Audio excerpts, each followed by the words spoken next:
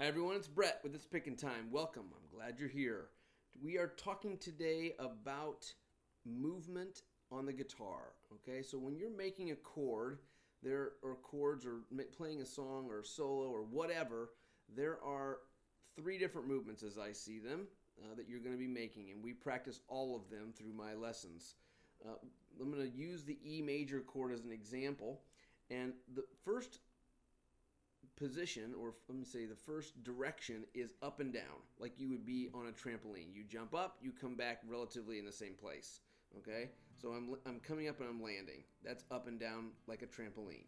The next direction that you go is up and down or down and up from ceiling to floor, floor to ceiling. That is this: A minor to E major, or E major to D. That's up and down, and it's up and down ceiling to floor, and it's also up and down trampoline. So we're doing two of those movements at once, okay? And then the other one is side to side, okay? Now, all of these require a different type of muscle in your hand, and the muscles of your hands are going to get really, really coordinated as you continue to practice. One of the things that we do, and I don't want you to take it too lightly, is squeezing or pulsing on the strings.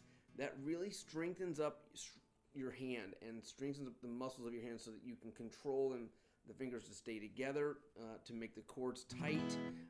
It also strengthens the knuckle so that you're not collapsing and hitting strings you don't want to. That's a really, really, really good way to bring up to speed, okay? Now, a lot of people do not talk about this. In fact, I've never heard anyone talk about it, but it's really useful to push down on these strings, right? We're trying to alleviate the pain and discomfort of playing. That was happening early on in the lessons. But this is about trying to practice this, getting into a shape and moving up and down with all the fingers that are in that shape. Let's try the D. You move up and you move down like that. You move side to side. Now, I'm just making little movements to stay on the camera, but if you moved really, really big movements, you're going to see how hard it is to keep the integrity of your chord. So like I'm making a D chord without having a guitar around. It's because I've made these shapes over and over again. That's it. That's the only difference. So the more you practice, the better you're going to get. Okay? Side to side movement, it's different coming down the guitar, higher on the guitar, than going away. So you're going to get coordinated. It's like sports, we keep our eye on what's moving, right? If our left hand's moving from just going one fret, then you watch one finger and drop it where you need to, and the other one hopefully will follow without moving out of their position, meaning that they won't when you pick up, it won't go whoa, it won't fly out of position. Okay, so we're trying to move side to side, up and down like this, like a trampoline, and up and down like this, like you're moving from floor to ceiling, okay? And do that with all your chords, guys, so you start to get control of your hands and the muscles of your hands, okay? From the right hand standpoint, the control should be just trying to keep the right hand from going too far up or down. I mean, there's no reason to strum way down here if I've got to come way back here to come back to stay in beat. So if you can, try to stay kind of within the boundaries of the sound hole. It takes a little bit of control to do that, and you can move that back and forth without playing, and that's really good practice just for letting your brain know that this thing is not going to stop. I tell a lot of students, because I live in an area where there's a lot of traffic and people are in their car a lot, grab a pick and strum your leg.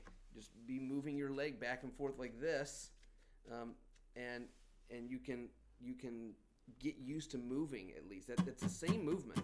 So we want to just get this right hand moving, but not like big motions, okay?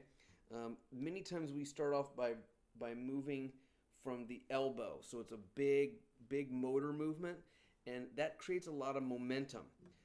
I notice that when people start to get better, they start to do more of a twisting motion, a radial movement here that's like their wrist is actually moving, not so much their elbow.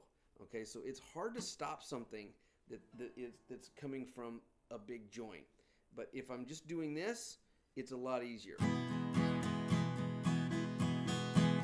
And it's just relaxed, really relaxed, right? We should be able to breathe. Now, you might not be able to talk while you're doing it, but you should be able to breathe in and breathe out while you're moving your hands back and forth, okay? It's really good examples of things to practice, guys. Don't take them lightly. Use them because they are very, very helpful. My students, the ones I noticed that listen to what I'm showing them, they play good. They play really well, and they're able to play live in front of big groups in just 4, 5, 6 months. So take this to heart, practice up, keep strumming, keep moving your fingers even if you're not playing. Find joy in those movements, guys, because you're going to be playing a lot faster with those movements, okay?